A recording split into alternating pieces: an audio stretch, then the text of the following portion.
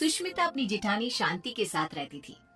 दिखाने को दोनों देवरानी जेठानी एक दूसरे से बहुत प्यार करती थी, लेकिन देवरानी जेठानी के बीच की लड़ाई उन दोनों के अलावा अगर कोई जानता था तो वो थे उनके पति। उन दोनों में हमेशा ही लड़ाई होती रहती थी, कभी खाने को लेकर तो कभी कपड़े को लेकर। ऐसे ही एक दिन सुष्मिता का पति वरुण अपनी पत्नी और अपनी भाभी शांति से कहता है, सुष्मिता भाभी और भैया, मैं सोच रहा था कि इस घर में एक नौकर रख लेते हैं, क्योंकि इस बड़े से घर में मेरी भाभी माँ और मेरी प्यारी पत्नी के अलावा और कोई नहीं रहता। इस घर की सफाई करने में इन दोनों का कितना समय बीत जाता है, ये हमारे लिए खाना कैसे बना पाएंगी। तो मैं सोच रहा हूँ कि इस घर में एक नौकर को ले आता हूँ। वरुण, आइडिया बुरा नहीं है, लेकिन इन दोनों का झगड़ा देखकर मुझे लगता है कि हमें 2 नौकर रखने चाहिए। भैया, इतना बजट कहाँ है कि हम 2 नौकर रख सके। अरे आजकल नौकर कितने महंगे हो गए हैं। ये बात तो है। ठीक है, फिर एक नौकर रख लेते हैं। हाँ हाँ, इस घर में नौकर ले आओ, लेकिन एक नहीं 2, क्योंकि जो नौकर मेरा काम करेगा, मैं नहीं चाहती कि वही नौकर मेरी जेठानी का भी नौकर बनकर रहे। हाँ, मैं भी नहीं चाहती कि मेरा नौकर तेरा काम करे। हाँ, तो कह दीजिए ना जेठ जी को कि आपके लिए भी नौकर ले आए वो। हाँ, मेरा पति मेरे लिए नौकर तो ले ही आएगा ना, क्यों नहीं लाएगा। इस तरह दोनों के बीच एक बार फिर से झगड़ा हो जाता है।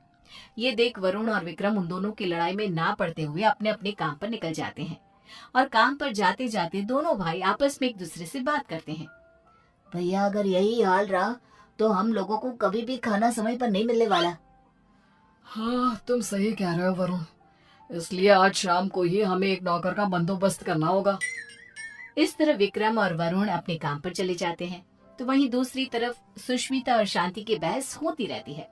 वो दोनों अपनी बहस में इतनी मगन हो जाती है कि उन दोनों को पता ही नहीं चलता कि कब समय बीत चुका है। ऐसे ही शाम हो जाती है, और शाम के वक्त जब डोरबेल बजती है, सुष्मिता दरवाजा खोलती है। उसके सामने वरुण और विक्रम के साथ एक नौकर दिखता है। उस नौकर को देखकर सुष्मिता वरुण से कहती है, अरे वाह वरुण जी, आप तो आज सुबह नौकर की बात कर रहे थे, और देखो शाम को आप नौकर भी ले आए अपने साथ। पति हो तो ऐसा, वरना ना हो। सुष्मिता की बातें सुनकर शांति का गुस्सा 7वें आसमान पर पहुंच जाता है, जिसके बाद वो अपने पति के ऊपर चिल्लाते हुए कहती है, अजी आप क्यों नहीं लेकर आए? आपको दिखाई नहीं देता मैं कितनी थक जाती हूँ। अरे भाग्यवान, इस नौकर को मैं और वरुण हम दोनों ही लाए हैं। श्यामलाल किसी एक की चाकरी नहीं करेगा, बल्कि वो पूरे घर की सेवा करेगा। हाँ भैया, बिल्कुल ठीक कह रहे हैं।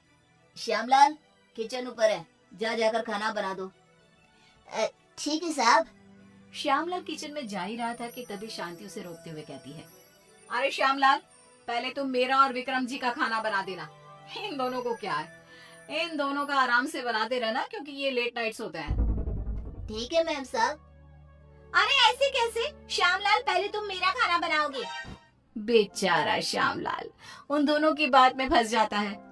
वो सर पर हाथ रखकर बैठ जाता है, क्योंकि उसे समझ में नहीं आ रहा था कि पहले किसका खाना बनाया जाए। ये देख अब विक्रम श्यामलाल का समय फिक्स कर देता है, और अपने समय अनुसार श्यामलाल अपना काम करता है। कुछ दिन तो घर में शांति का माहौल बना रहता है, लेकिन एक दिन श्यामलाल कपड़े धोने के लिए सुष्मिता के पास जाता है और उसे कहता है, बेन साहब, कपड़े धोने के लिए है तो आप मुझे दे दीजिए, मैं अभी आपके कपड़े धो देता हूँ। उसकी बात सुनकर शांति आती है और उसके ऊपर चिल्लाते हुए कहती है, श्यामलाल, तुम पहले मेरे कपड़े धोगे। अगर तुमने मेरे कपड़े नहीं धोए तो मैं तुम्हें नौकरी से निकाल दूंगी। जी, नाम तो आपका शांति है, लेकिन आपके अंदर ना शांति नहीं है बिल्कुल भी। अरे इस समय वो मेरे कपड़े धोएगा।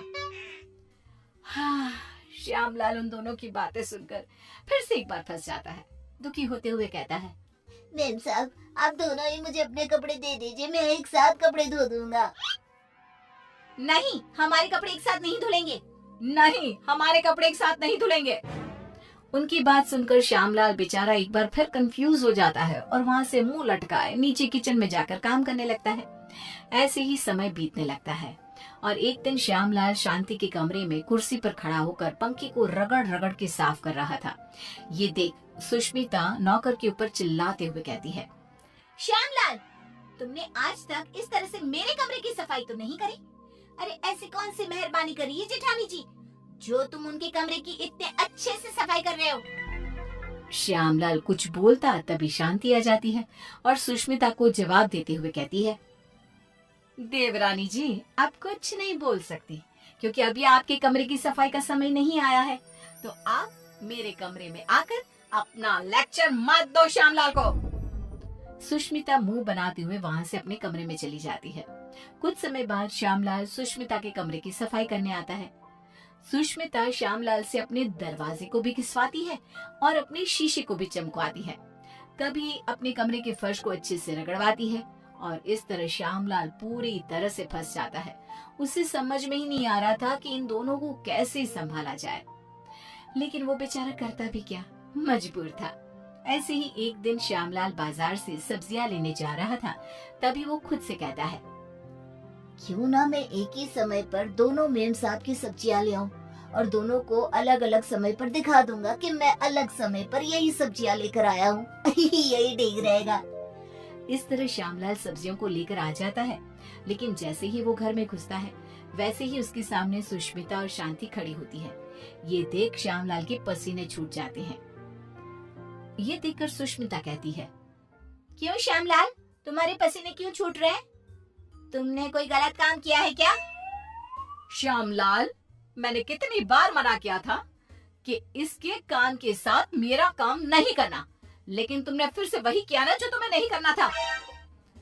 इस तरह दोनों अब श्यामलाल को खरी खोटी सुनाने लगती है और इतना सुनने के बाद कोई नौकर उनके घर में काम कर ले, ऐसा तो हो ही नहीं सकता। इसलिए श्यामलाल ने जवाब देते हुए उन दोनों से कहा, मेम साहब माफ करना, लेकिन मैं आपके घर में और काम नहीं कर सकता क्योंकि एक ही काम दो बार करना बड़ा ही मुश्किल हो जाता है। अरे तो क्या तुम उसके पैसे नहीं ले रहे हो?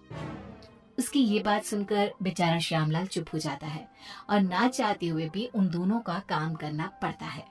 अलग अलग समय पर एक ही काम 2 बार करता हुआ खुद को देख वो बहुत परेशान होता रहता है।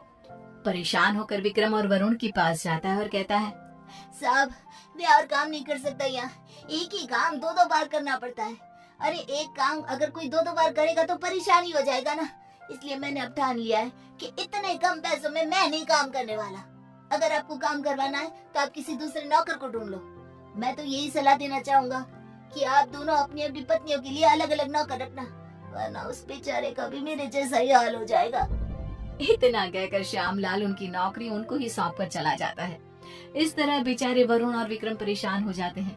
कुछ समय बाद उन दोनों की पत्नियां हॉल में आती है और अपने पतियों से कहती है, अरे श्यामलाल कहाँ है? अरे श्यामलाल कहाँ है? दोनों भाई एक दूसरे की तरफ देखते हैं और कहते हैं, वो काम छोड़कर चला गया। तुम दोनों ने उसके नाक में दम कर रखा था। अच्छा, तो हम लोगों ने उसके नाक में दम कर रखा था तो तुमने उसको निकाल दिया ना, तो अब इस घर का काम तुम लोग ही करोगे। हाँ, मेरी देवरानी बिल्कुल सही कह रही है। अब इस पूरे घर का काम तुम लोगों को ही करना होगा। इतना कहकर दोनों देवरानी जिठानी चली जाती है। अब बेचारे वरुण और विक्रम दोनों को ही घर का काम करना पड़ता है। घर की सफाई, कपड़े धोते, बर्तन धोते और खाना बनाने के बाद बेचारे दोनों ऑफिस जाते।